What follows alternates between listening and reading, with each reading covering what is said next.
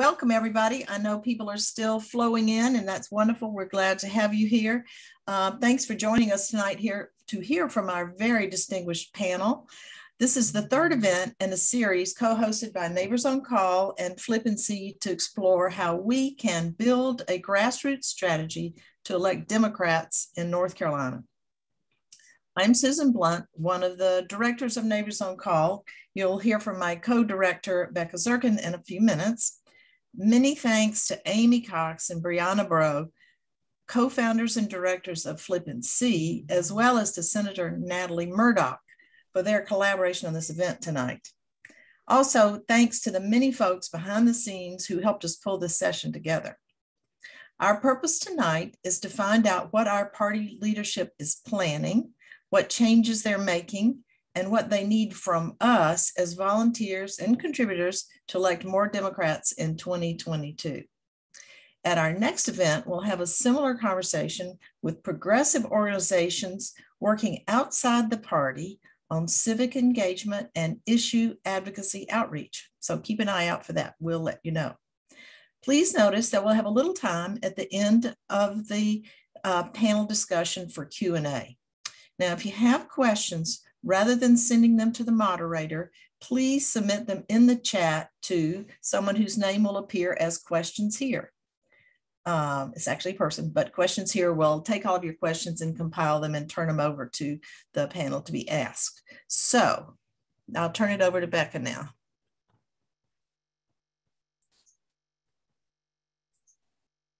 Hi, I'm Becca Zirkin, the other co-director of Neighbors on Call. And before we hand it over to the panel, we just want to make sure that everyone has some key background information about two important things. First, a quick look at where we stand in the North Carolina General Assembly. As you may remember, in 2016, the Republicans held a supermajority in both chambers. That meant they could override the governor's veto. In 2016, we, all of us, broke the Republican supermajority in both chambers, and which got the governor's veto back. And in 2020, the Democrats gained a little in the Senate and lost some in the House, but we held off a supermajority. So Governor Cooper still has his veto, thank goodness. In 2022, we need to make sure that he keeps that veto power. And that means we're going to need to hold all the seats that we've got. You'll hear more about incumbent protection tonight, I'm sure, during the discussion. The other thing we want to say a word about is what we mean by the party. Many of us talk about the party as if it is one monolithic thing, but in fact, it consists of many entities. And that's important for understanding what our panelists' roles are here. First, let's talk about what the NCDP is. The DNC is the national organization that supports our state Democratic Party, the NCDP. Dr. Richardson leads the NCDP organization, which in turn supports our county parties, which in turn support our local precincts. The NCDP and the county parties provide underlying infrastructure for winning elections, like data, training, organizing, voter protection, messaging, et cetera. Now let's talk about the legislative caucuses. Senator Blue is the caucus leader for the Senate, and Representative Reives is the caucus leader for the House. As caucus leaders, they wear two hats. One is a legislative hat that is about policy issues and keeping their caucuses together on votes. And we're not focusing on policy tonight, but we would like to say thank you so much to the leaders for all that you're doing to fight for justice in Raleigh, and especially this week. We know there is a lot going on. Their other hat is a campaign hat. The caucuses have their own political organizations with executive directors and staff, and their role is to protect incumbents and elect more Democrats. And that's the hat we're talking about tonight. So to sum this up, the NCDP, along with the county parties, focuses on the underlying infrastructure that candidates use. The caucuses focus on the individual campaigns. And if I mischaracterized any of that, I hope our speakers will set the record straight. Thank you, Becca. Now we are very proud to introduce this powerhouse panel tonight. First, and goodness, in such a large crowd, I don't see individual people, but I'm sure she's here. Dr. Bobbie Richardson was elected chair of the North Carolina Democratic Party in February of this year. She is a lifelong educator who's worked at every level of the state school system. She represented Franklin and Nash counties in the General Assembly from 2013 through 2018, where she was secretary of the House Democratic Caucus and also served as the House Democratic Whip. Senator Dan Blue is leader of the Senate Democratic Caucus. He's represented Raleigh and Southern Wake County since 2009. He's also one of our most experienced legislators, having served in the House for a total of 25 years, where he was Speaker from 91 to 94, and as president of the National Conference of State Legislatures from 98 to 99. Representative Robert Reives was elected leader of the North Carolina House Democratic Caucus at the end of 2020. A native of Sanford, he's served in many leadership roles since joining the House in 2014. And Senator Natalie Murdock, tonight's moderator, is the first Black woman under 40 ever to serve in the North Carolina Senate. In addition to her long history of state party activism, she has over a decade of experience in local, regional, and state levels of government, including agribusiness and transportation planning. Senator Murdock, I hand it over to you to get us started by sharing your reflections on the 2020 elections in North Carolina. Welcome and thank you so much. All right, thank you so much, Susan and Becca, and also to the founders of Flip NC. I think we have Amy on, Brianna may be on, and definitely Flip NC will always have a special place in my heart. Volunteered with them, I think before they were even incorporated and had paperwork, but way back then is when they came up with the concept of a flippable district. So yes, we lived in Durham, but we would travel to Apex and other areas that had what we believe to be flippable districts, and we're canvassing. And now it has grown into this phenomenal state organization, the same for Neighbors on Call. I myself am in what's considered a safe seat, but as we'll get into this evening, that doesn't really amount to very much if you can't at least uphold the governor's veto. So we are always working to expand our numbers and to maintain what we have.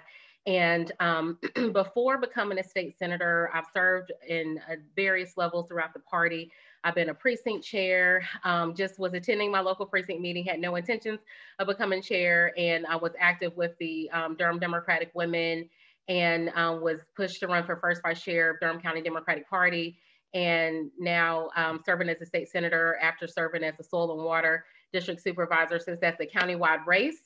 Some folks had the right calculation and said, we think you can win half of Durham County if you've won all of Durham County by 24,000 votes, more than the person that came in second. So that's just a little bit of background about me, and have always had the bug for campaigns, and was excited to serve as a senator that also was really passionate about grassroots, understood party politics and how the party works, along with a number of our panelists. I know now Leader Reives, I believe he was chair of Democratic Party years before he became leader of the House. And so tonight we want to have a little bit of a discussion of how all those pieces work together. And in regards to 2020, so I was appointed state senator and still had my own race to win in the general election.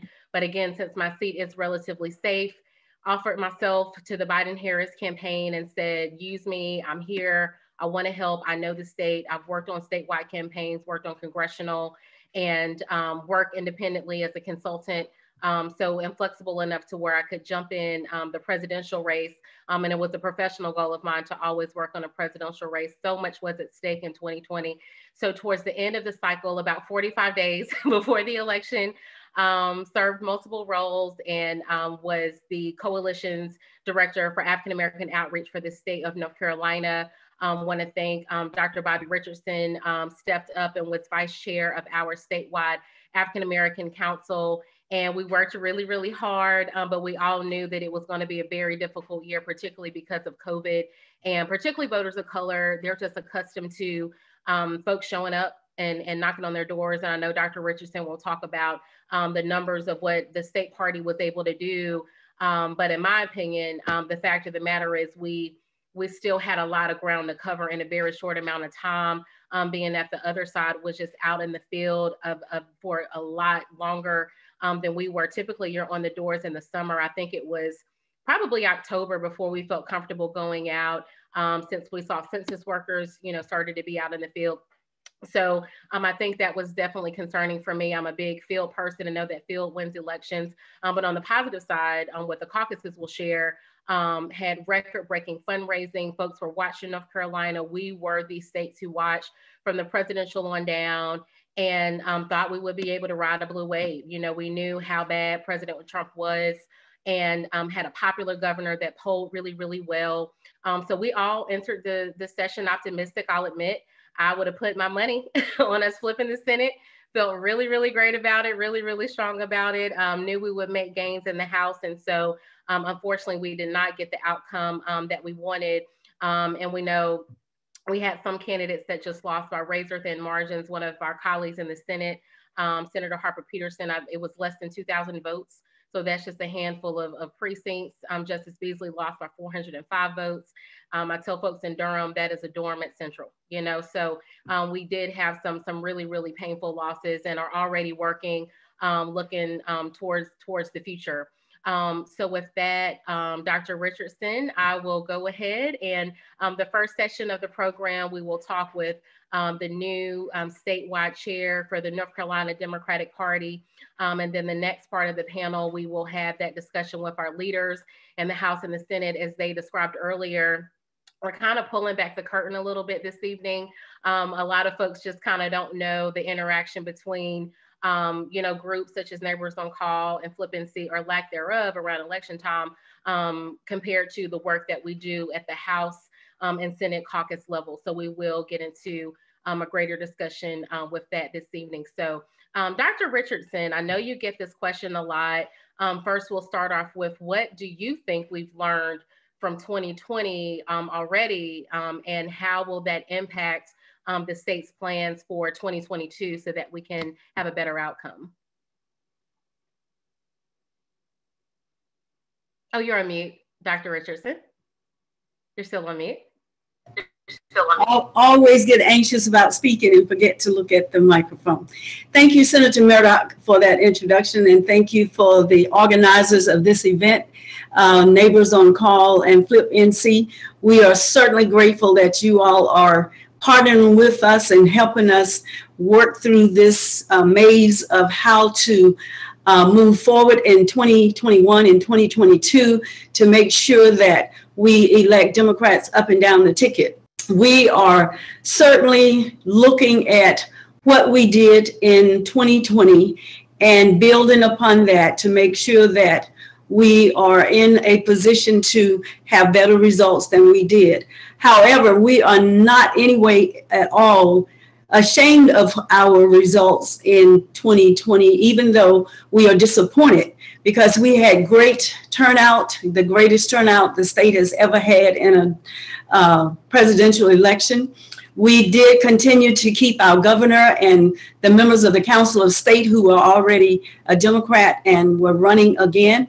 And by a slim margin, we protected the veto proof for the Senate and the House, and we're certainly grateful for that.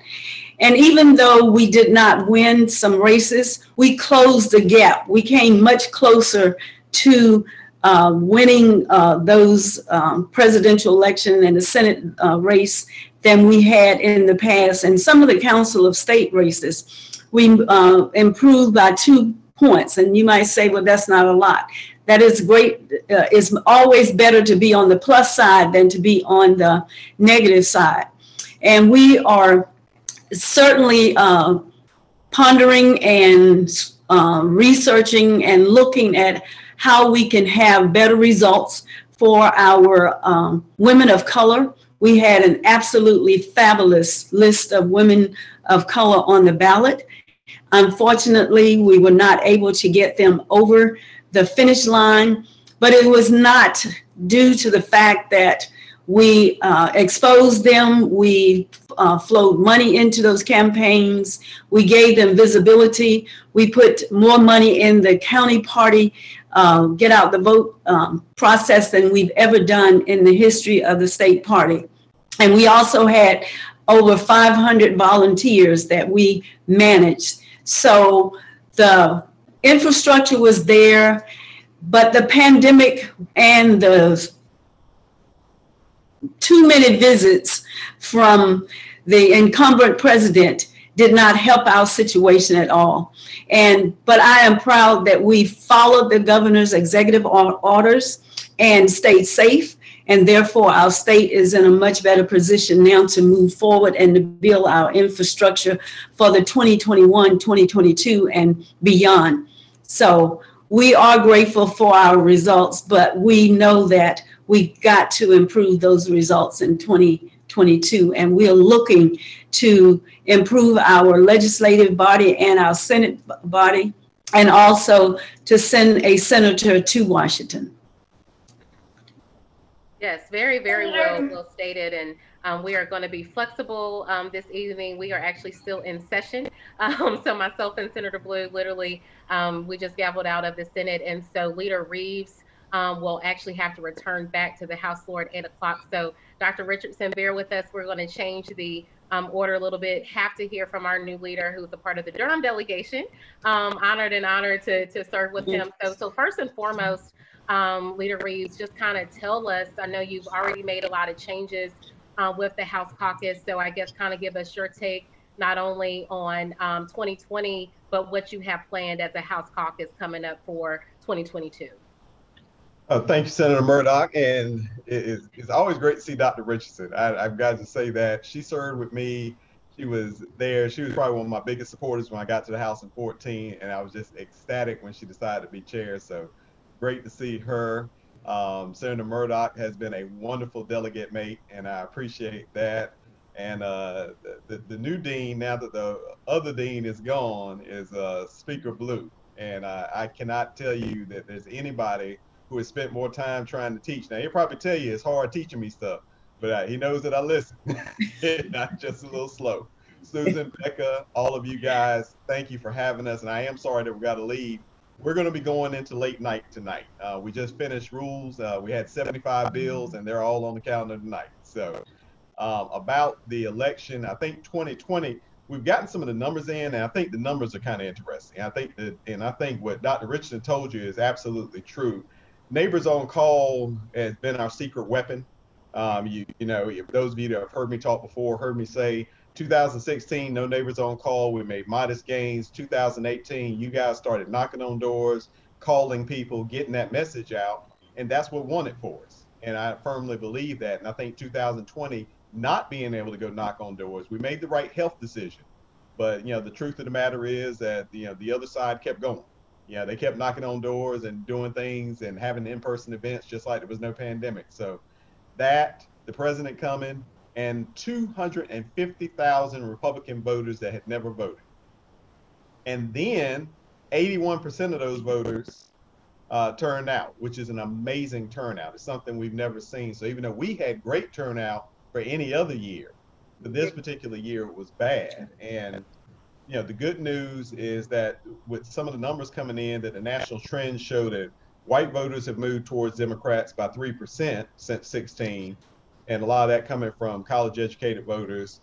But an interesting note, which I think we've all got to take to heart, and what we believe the change in demographics will do for us. Black voters move towards Republicans by 3%. Latino voters move towards Republicans by 8%. And Asian American Pacific Islanders move towards Republicans by 1%.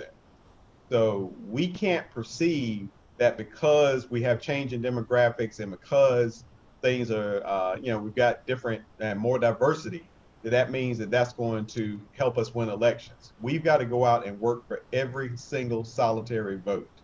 And that's why I can guarantee you, one, we're going to be out there knocking doors with you this time around. Number two, one of the things I firmly believe in, and I know Dr. Richardson does, and Senator Blue, is we're going to win this ground up. You know, we can't win this by hoping that we get another, you know, superstar at the top of the ticket that just makes everybody turn out. people turn out for people that they know. And so representative races, senator races, commissioner races, sheriff races, get people excited about their local races. They're always going to vote up. I've never seen anybody that says, yeah, I'm going to vote for my local sheriff, but I'm not going to vote for U.S. Senate. They're always going to vote up. Build up our county parties. Build up your local organization. Build up your local neighbors on call sales. Get people involved in whatever way they want to do. For those of you, I always like to pick at Patience Vanderbush. Patience was in Durham when I got there, and after she interviewed me and thought I was going to be okay, she let me come on to be the representative at Durham. But she took me on my very first serious door knocking. I mean, I just, and it was an amazing experience. And it's because that scares me to death.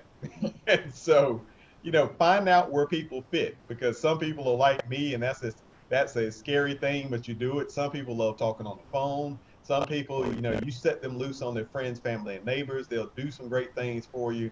But we've got to make sure that we use every single person that's available. And that, to me, is the key point that we've got to walk into this election. Don't leave any votes unturned. We know 81% is possible because they did it. So now we go for 82, 85, 90%. Get people out to vote. And when you're talking to people, find out what's going to make them come vote. And that would be my lesson to be learned. And that's what our plan is. And that's what we're trying to do better with the House Caucus, is to spread that around and make sure we're all doing that work.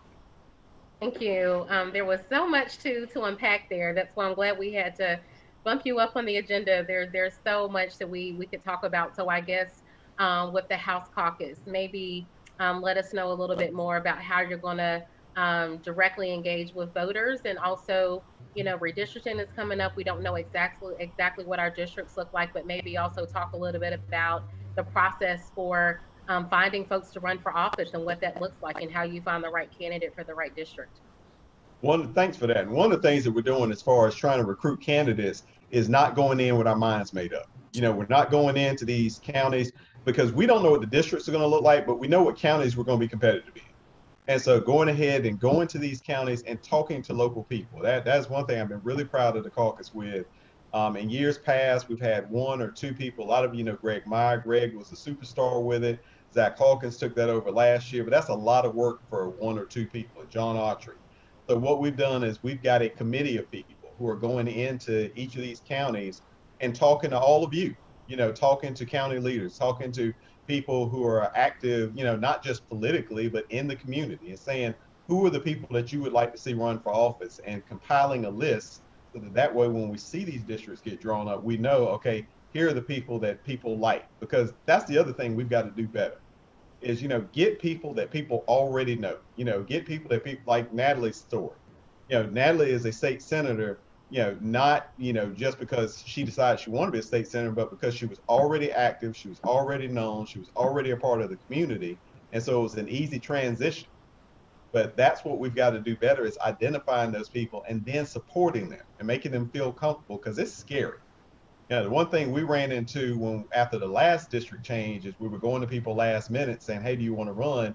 And that's just an onerous task. So that's one of the things we've got to do. And with organizing with the caucus, again, what I've tried to do a whole lot of is spreading it around. This doesn't need to be a centralized caucus. We're a Democratic Party for a reason. So why not have people with their talents be able to do more things? So really, out of 51 people, I think in fairness, 42 of us have got active jobs that we take time with every day in policy, on the campaign side, but trying not to do but for those of you, I'm Baptist, and for those of you to go to Baptist church, sometimes what'll happen, if you're good at one thing, the next thing you know, you're doing everything.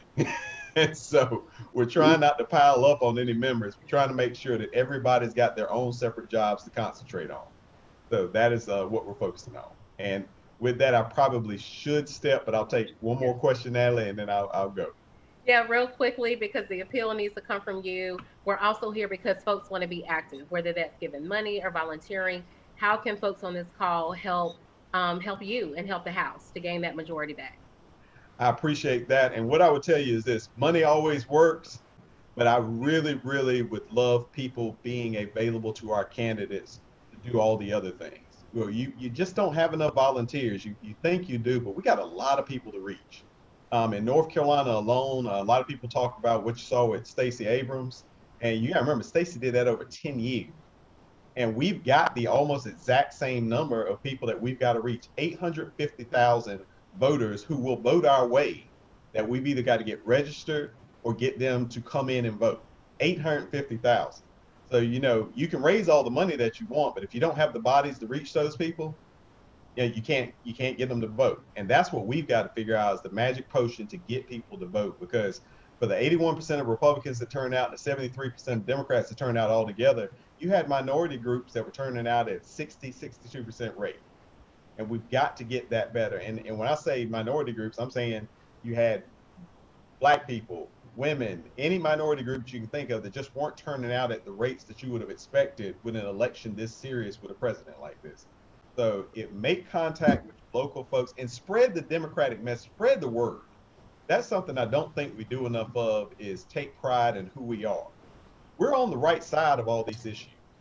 We're comfortable with that, but we don't tell people enough. You know, unfortunately, the country has really turned into a place where it's easier to be mean. It's easier to hate. It's easier to be angry.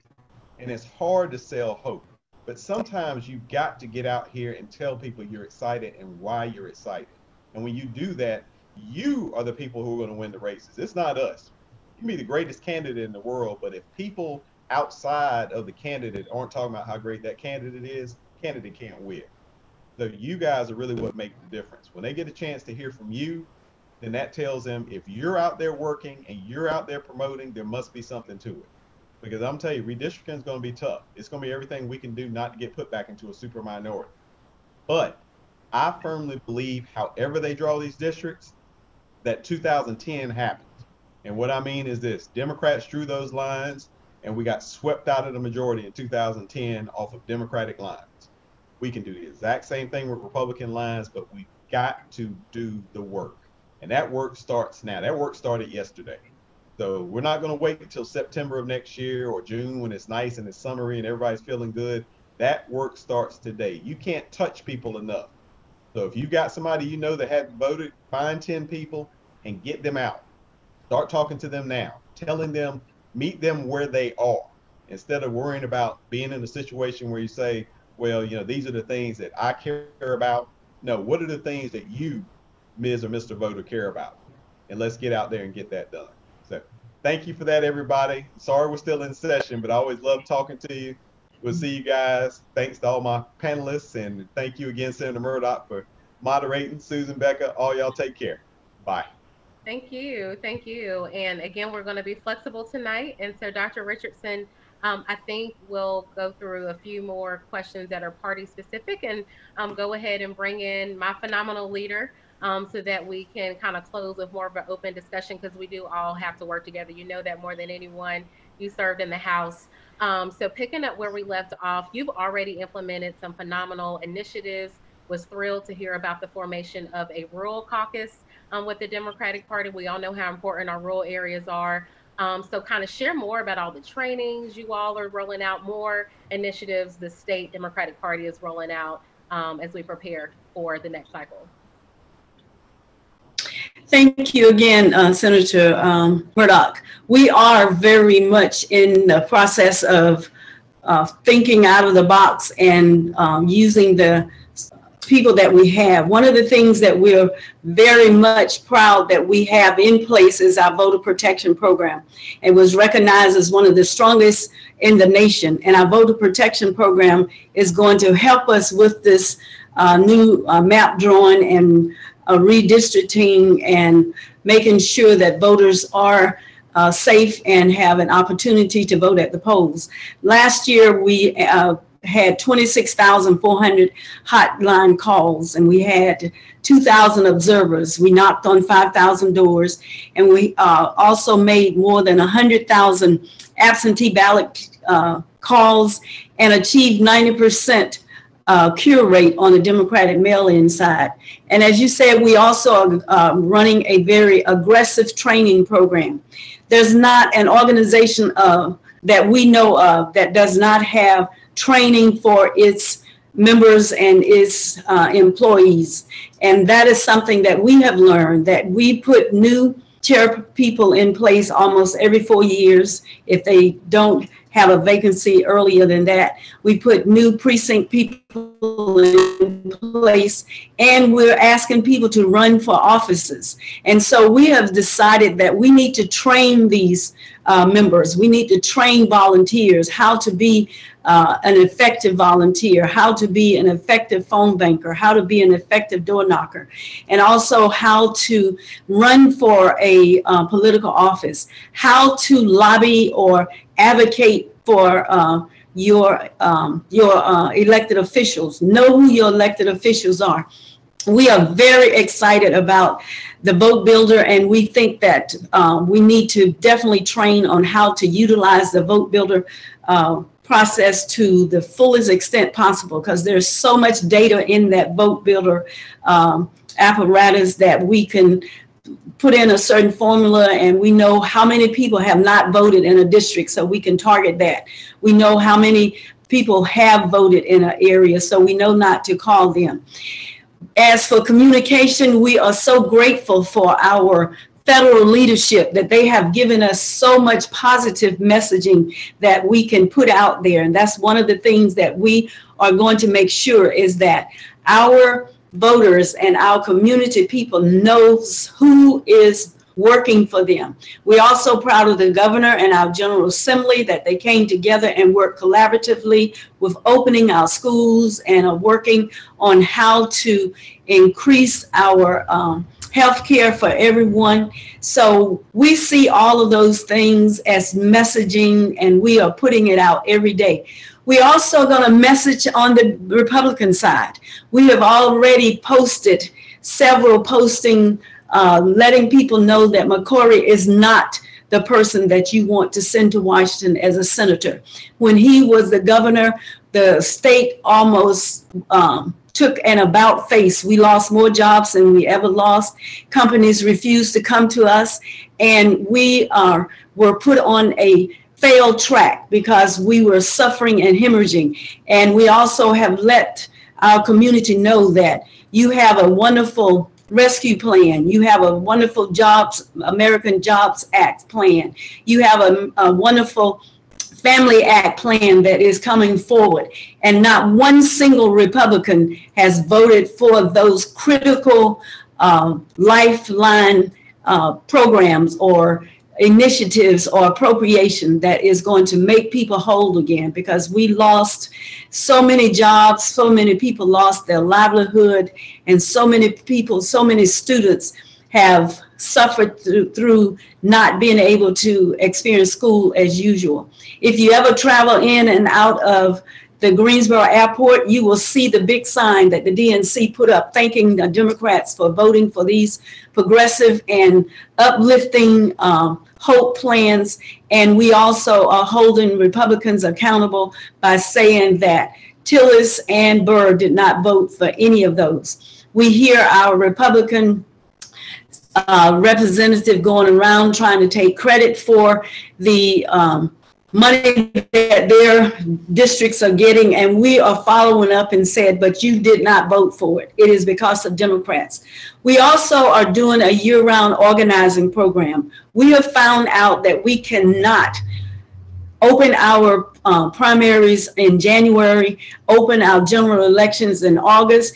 We have to start November the 5th working on the next year, the next 2 years, and the next 4 years. So we have our candidates out there now beating the bushes and letting people know who they are for the Senate. We have candidates out there letting people know that they're interested in the governor's race. And we know that you all are recruiting candidates to serve in the House and keep us with the defeat the supermajority, or to hold off the supermajority. We will have regional organizers, and as Senator Murdock stated, we will hire these people from those communities. We have Cynthia Wallace, who was a congressional delegate that has organized the rural North Carolina initiative. We will be partnering with her. And the regional organizers that we will put into Eastern North Carolina, Southern North Carolina, and Western North Carolina. will come from those communities. They know the communities. They know how to talk to the people. They know what the needs are because they've lived there. We are having conversation every day with the DNC and with the DSCCC and with the congressional caucuses, and they are putting staff in place to help us get our message out. We should get a staff person, hopefully, that will deal with communicating what Biden is doing. We are hiring staff every day, and we're making our headquarters look like the elected voters in the state of North Carolina. So we are also going to talk to unaffiliates. We know that there are plenty of unaffiliates out there that need to know that the Democrats want them in their chain corners, and that we are the people that will pass the laws that will make their lives much better. So we could go on and on. Our strategic plan should be coming out pretty soon. We were thrilled that most of our precincts are organized. We're still working on those. Almost 92% of our counties are organized. We're still working on those to get chairs where we do not have chairs. We have coming up on the 22nd, our congressional district convention, and we will either maintain or elect new congressional district leaders. We have a minority affairs person that we will have work with all of the minority affairs staff from the congressional district, and work with Shante Anthony, who is our minority affairs person, and make sure that we are letting those communities know and listening to those communities. And we also will initiate a Black male project, because we want our males to know that they are a vital part of this structure, and we need them by our side, and we need to lift each other up. So we're grateful for the work that Meredith and her staff are doing. We are so happy about some new employees that we're bringing on board.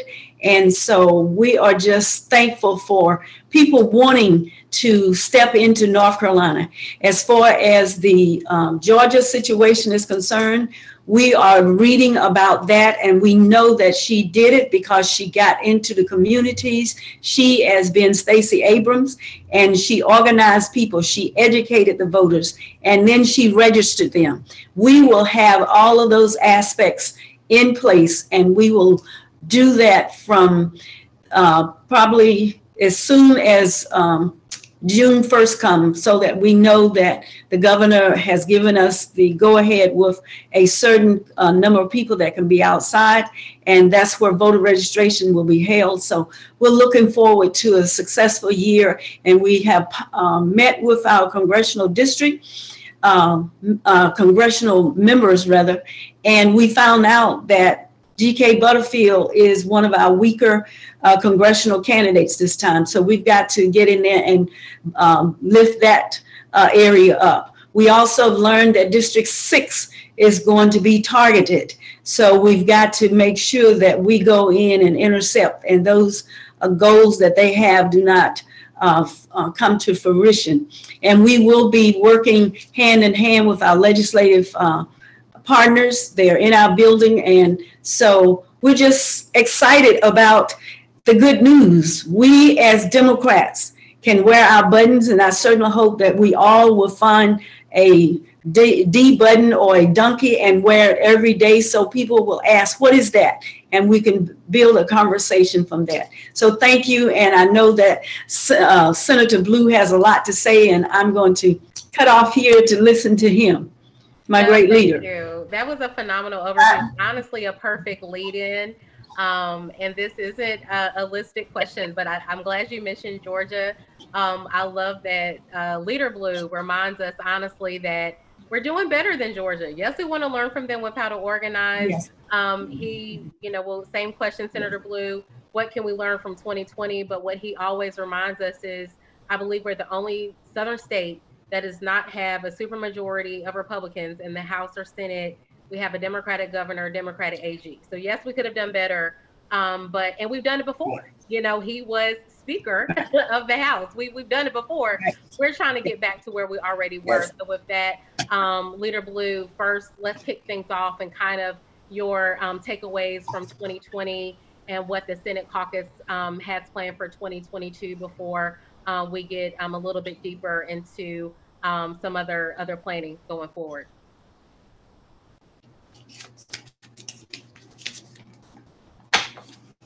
Oh, you're still muted, Leader Blue.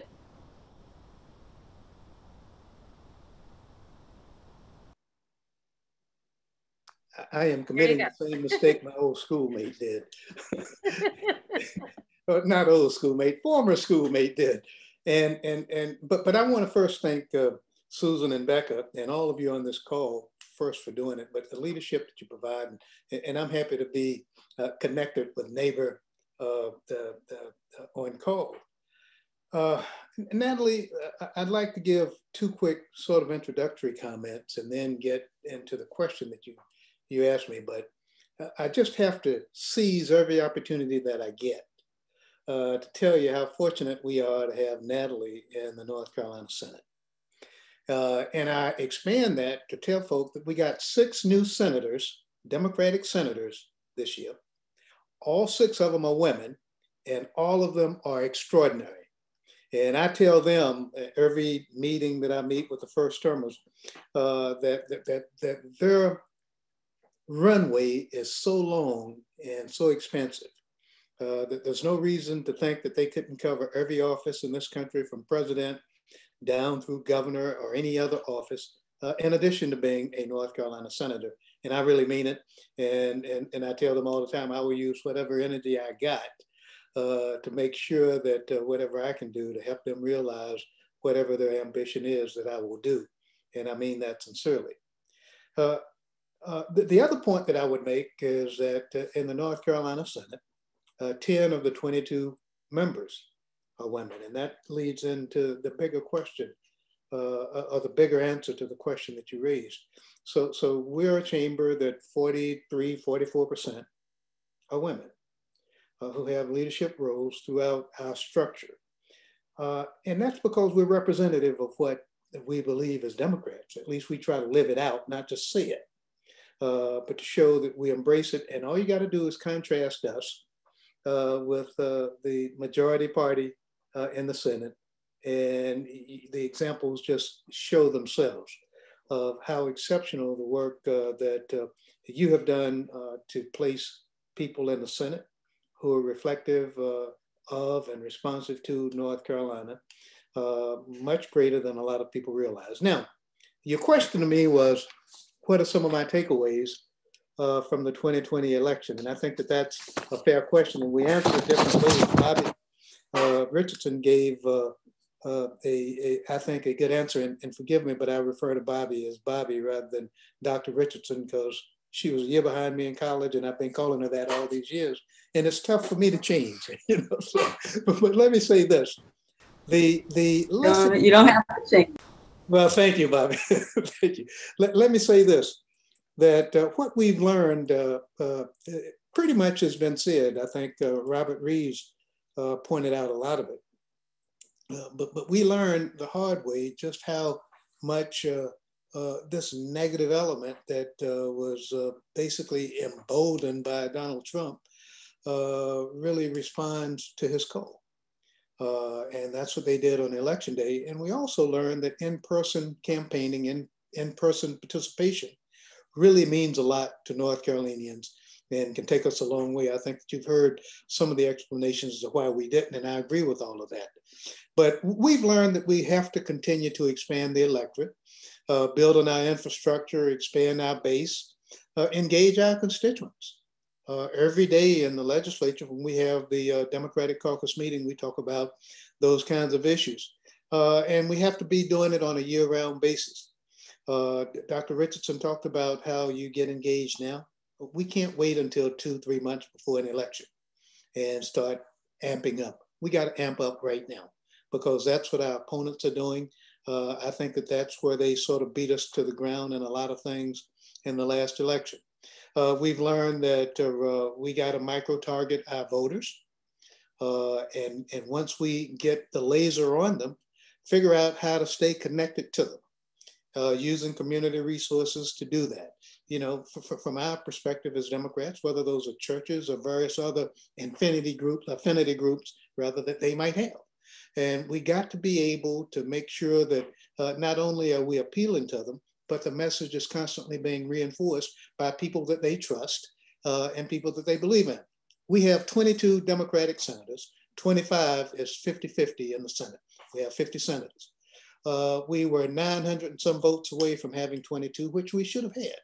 There was no reason for us to lose Wilmington other than, which New Hanover County, where we lost a seat, although we added an additional senator in the last cycle.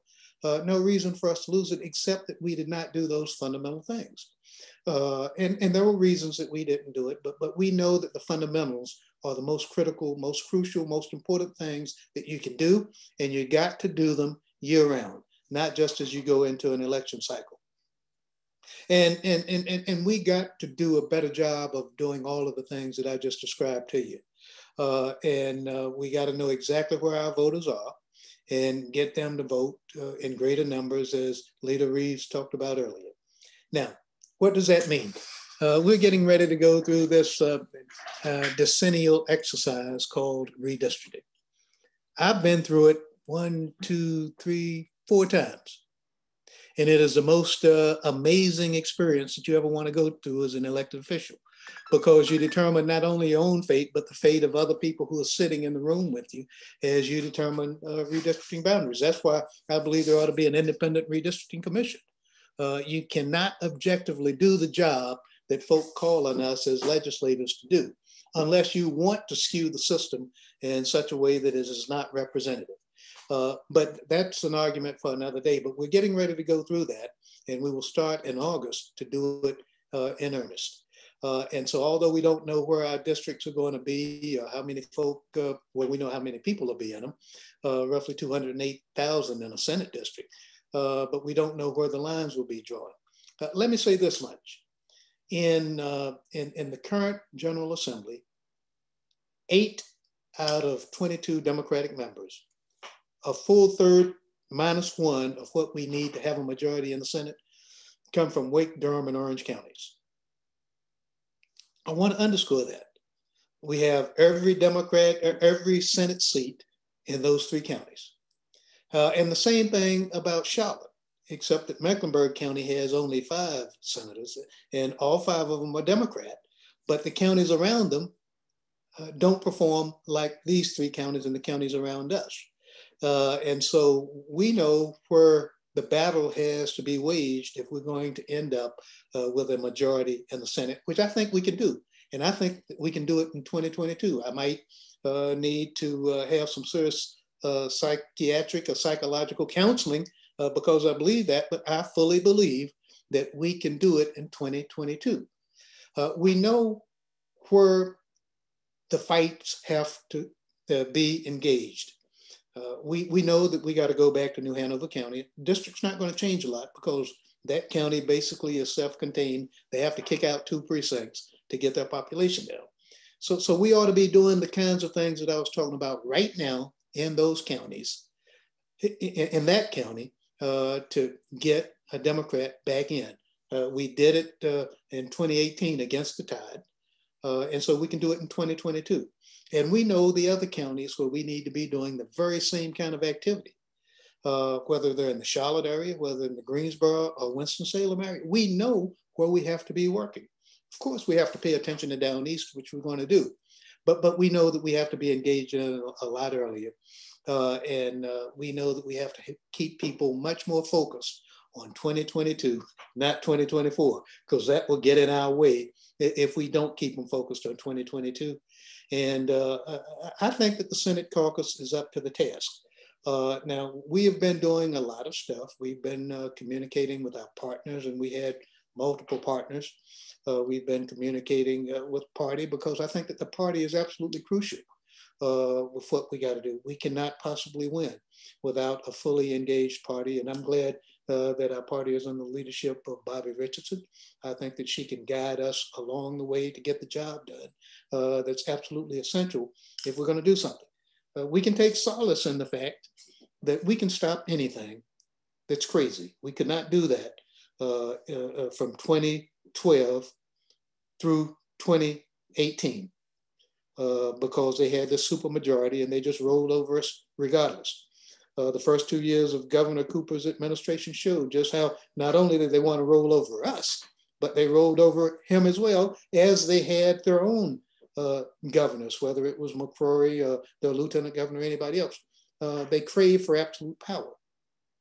And so anyhow, I simply say that the party's involvement in our plans, and we are coordinating all the time, is absolutely essential if we're going to be victorious in this battle to win the majority in 2022. And I'll let Natalie ask me some more questions and I'll tell you exactly how you can help us do it. Yes, exactly. Before we open it up to questions that they've been collecting in the chat, since we do have here with Dr. Richardson, you know, the amazing work that's going on with NCDP. A question I get a lot, we're still focusing on the Senate caucus. I think help explain for folks how, in my opinion, we're really dependent on a lot of folks on this call, neighbors on call, Flip NC, the Democratic Party. I think kind of explain for folks the role of the Senate caucus when it comes to, you know, topics such as, you know, voter ID and knocking on doors. I'm the field girl. You remind me all the time the limitations we do have as a Senate caucus and our specific role. We do have a very specific role. So I think kind of help connect the dots for folks as far as what the Senate caucus is responsible for and how we coordinate with a lot of those partners nationally, as you know, that you coordinate with and keep up to speed with things every week.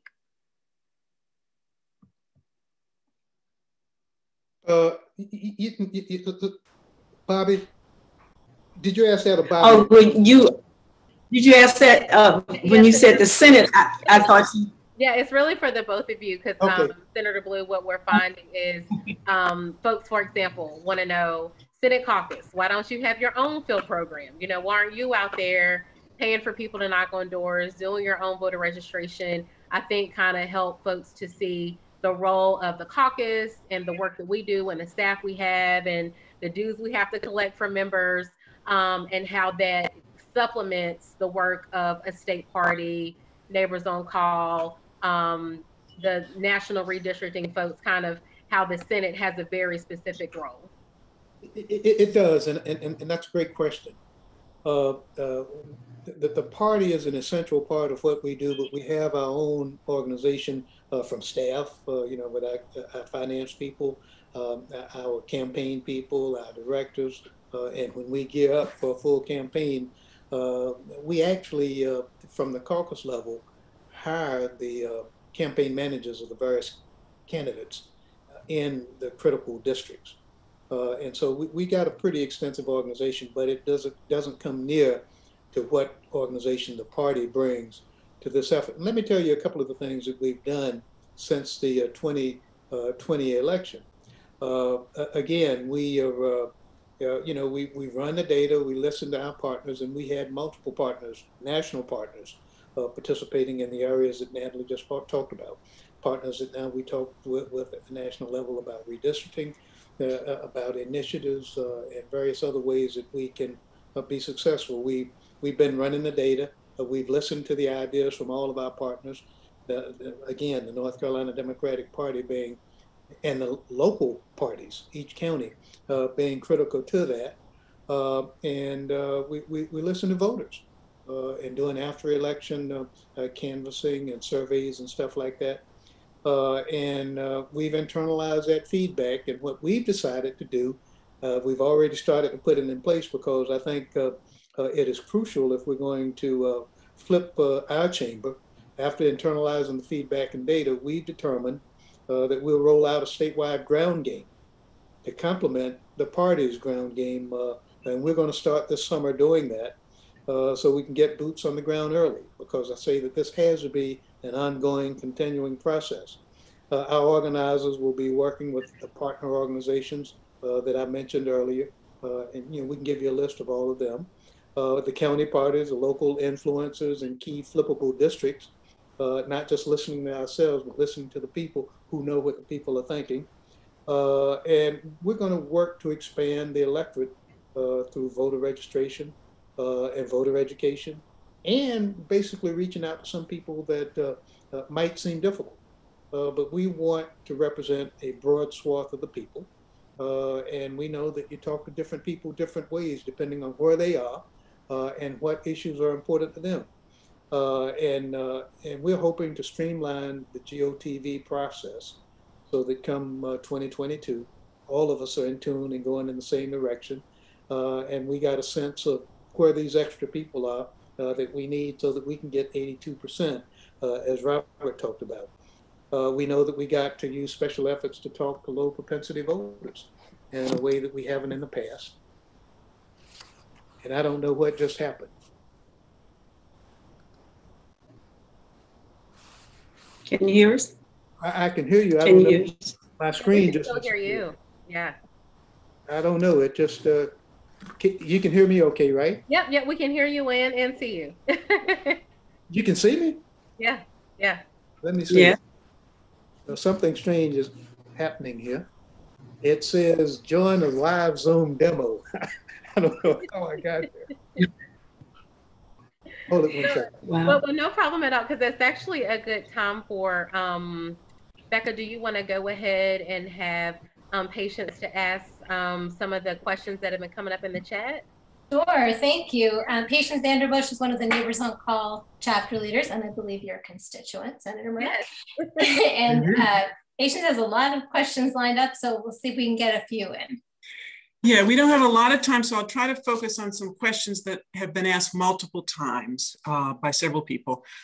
First of all, how will the money raised this year leading into 2022 be used differently than it was used in 2020? For example, will there be investment in paid professional staff and building a professional organization of local people in minority, low turnout precincts? Are you talking about the state party or the caucus? Well, for the state party, we are definitely going. Go ahead. For the state party, we are definitely going to spend it differently in the fact that we will have the NCDP staff in the different rural areas. They will live there, they will stay there, and we plan to use the money that way. We call them community organizers. We also are going to consider having people to send us not a real in-depth strategic plan to show us how they plan to spend the money, because we want to make sure that we are giving money and it is going to be used. Last year, sadly, some monies did not get spent. The check was not cashed because it was a large check and the bank wouldn't cash it for the particular county. So that money was carried over. We want to make sure that we don't have those kind of glitches this year, because if we will let our chairpersons know that if you go to the bank and you have an issue, call the headquarters and we will okay the check, or either we will wire the money to the check to the bank, and then you can give us that back.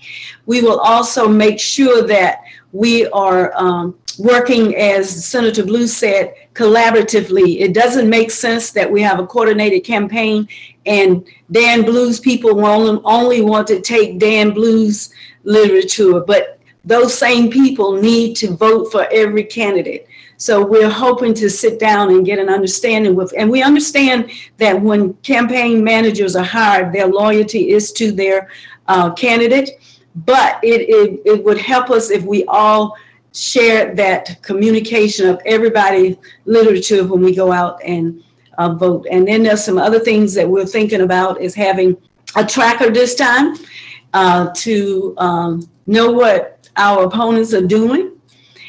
We look forward to the House Caucus and the Senate Caucus being able to work closely with the candidates, because the officers of the party try not to, once a candidate announces that he or she is running in a Democratic primary, we are pretty much hands off with that particular process until we get a winner. after the primary, because we do not want to alienate any of our Democrats and let them think that we support one Democrat over the other and then have to try to build those relationships and bring their people back on board. I know you heard how we begged Senator that was running for president to please bring his voters to the Biden team. So we want to make sure that we have all those voters in our category of getting out the vote when we do that. And we will continue to invest heavily in voter protection. All right, Blue. Senator Blue, did you want to answer that question from your perspective, how the money will raised will be used differently in 2022 than 2020? Yeah, and I want to be perfectly frank about this. We spent a lot of money in 2020, and we had more resources from a caucus perspective than we've ever had. Just a rough number for you to sort of throw around, a competitive race in 2022 in the 5 or 6 areas. We had 28 races that we were trying to win in 2020. We won 22 of them, almost won 23. But 16 of them really weren't very competitive races. And so our magic has been getting, in this case, 15 or 16 members who were not in competitive races, who, like me, got 70% of the vote in our districts. That our effort was not so much to be so charming ourselves, but to use the resources that we collected to focus them on those places where we really had strong competition, on the 8 races that we figured we had to defend or flip. And that's pretty much what we did. So several of us raised as much, approaching $500,000.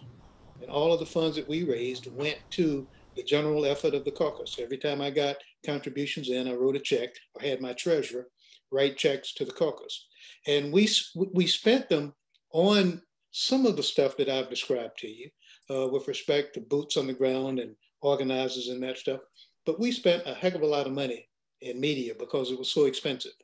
So much was coming in from the national level, so much from the state level with all of the statewide candidates that we were paying 3 or more times as much for airtime as we had previously paid in other Senate campaigns. We've learned some valuable lessons from that, although it will be less expensive in the oncoming election. But we do have to put more money in coordination with the party, and again with our other partners, more money into making sure that we have boots on the ground, because the grassroots efforts really make a big difference. And regardless of what the experts and consultants tell you, it makes a difference if you got neighbors talking to neighbors, or neighbors convincing other neighbors as to what's important. But the point that I really want to make to you, I mentioned that there are 15 to 17 districts that are not very competitive. If I were to make an ask of you, I would ask you to help us in identifying and generating the resources. A Senate race in 2022 in the competitive area will cost upwards to $2 million each. I mean, that's not a small number, but that's roughly what it's going to cost in these competitive races. And some of them might cost as much as $4 million, much more than a congressional race in many instances, because the stakes are so much higher, at least on the state level. And so we're going to put whatever resources we have into places that I think that you would approve of, and places that will generate a little bit better grassroots direct connection with the voter. And we're going to do it on a much more extended timeline so that we've built relationships with people, and we're not just showing up 3 or 4 weeks before an election telling them how important it is to go vote. Again, because of these affinity groups around them, showing how important this whole exercise is. If that's responsive somewhat to the question that you raised. Okay. We're running out of time here, so I'll just ask one more question that several folks have asked. How do the state party and caucuses plan to find and engage voters who are not in Vote Builder? in order to expand the electorate?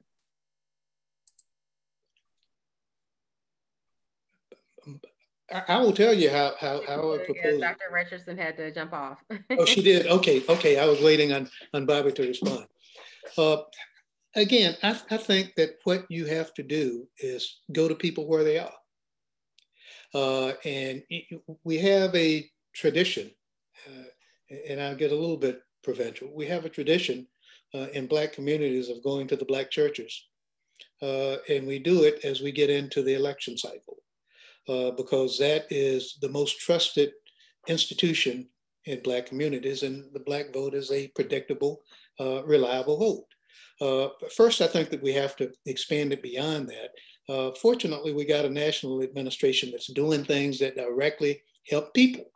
And so in addition to partnerships with folk on the national level, telling what difference Joe Biden and Kamala Harris make in people's everyday lives, a lot of the people we want to talk to,